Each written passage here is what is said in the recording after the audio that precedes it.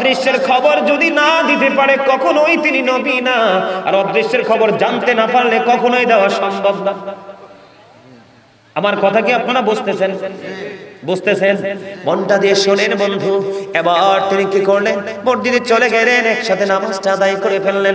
নামাজ আদায় করার পরে এবার আমার নবীজি মসজিদ থেকে যখন একটা কদম মোবারক সামনের দিকে বন্ধু বাড়িয়ে দিল, এবার চাইয়া দেখে রে জিবরাইল আলাইহিস সালাম খেজুর পাতার পোশাক পরে নবীজির সামনে।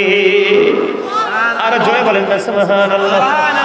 নামাজ কেমন জিনিস, নামাজ কাকে বলে বন্ধু, কেমন প্রেম নামাজের প্রতি থাকতে হবে, আবু বকরের জীবনী থেকে বন্ধু শিক্ষা নিতে হবে আমাদেরকে।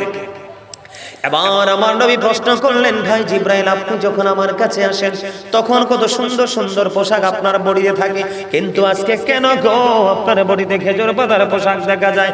এবার জিবরাইল আলাইহিস সালাম একটা ডাক দিয়ে বললেন, ইয়া রাসূলুল্লাহ, ইয়া হাবিবাল্লাহ নবী গো, আপনি আবু বকরের বডির দিকে তাকায়া দেখেন, উনি খেজুর পাতার পোশাক পরে নামাজ পড়তে এসেছে।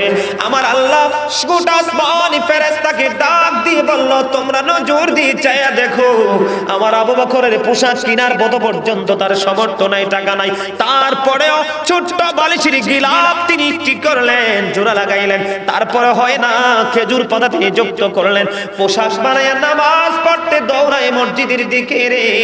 তারপরে আমি মাওলার সেজদা তিনি ছাড়েন না।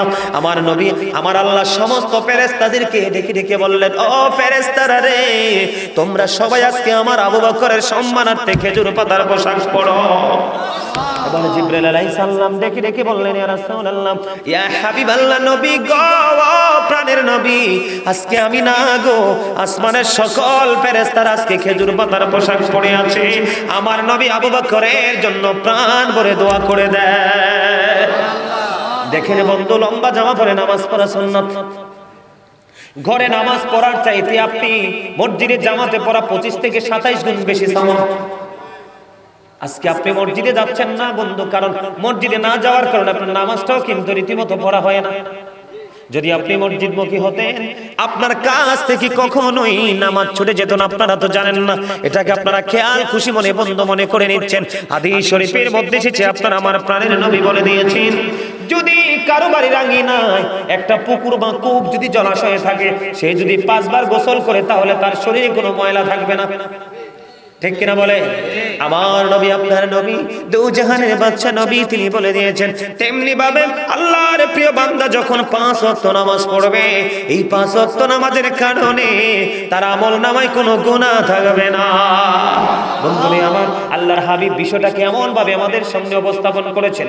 আল্লাহ রাসূল বলেছেন, সালাতুল খামস, 5 ওয়াক্ত নামাজ, ওয়াল জুমআতু ইলাল জুমআ, এক জুমা থেকে আরেক জুমা, ওয়া রমাদানু ইলা রমাদান, এক রমজান থেকে আরেক রমজান, মুকাফফিরাতুল লিমা বাইনাহুন্না ইজাতুনিবাতিল কাবাইর।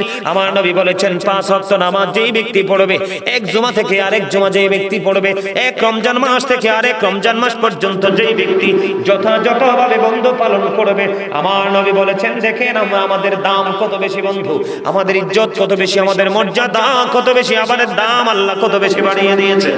আমার নবী বলেছেন, 5 ওয়াক্ত নামাজের মধ্যে গ্যাপ আছে না নাই? কথা বলেন না কেন? আরে জোরে। আপনারা কি হাসতে পারেন না? আপনাদেরকে মনটা খারাপ নাকি আমার ওয়াজের? আপনাদেরকে মনটা খারাপ নাকি আমার ওয়াজের দিকে বেশি মনোযোগ? কোনটা? আসলে সত্যি বলছেন, আপনাদের পরিবেশটা একেবারে নিবিড় হয়ে গেছে। আলহামদুলিল্লাহ বলে। আরে জোরে। আমার কাছে মনে হয় যেন আপনারা কিছু সময়ের জন্য নিজেদেরকে কোথাও জানি হারিয়ে ফেলেছেন। আমার কাছে এরকমই মনে হচ্ছে। এটাই আমাদের প্রত্যেকের হওয়া উচিত।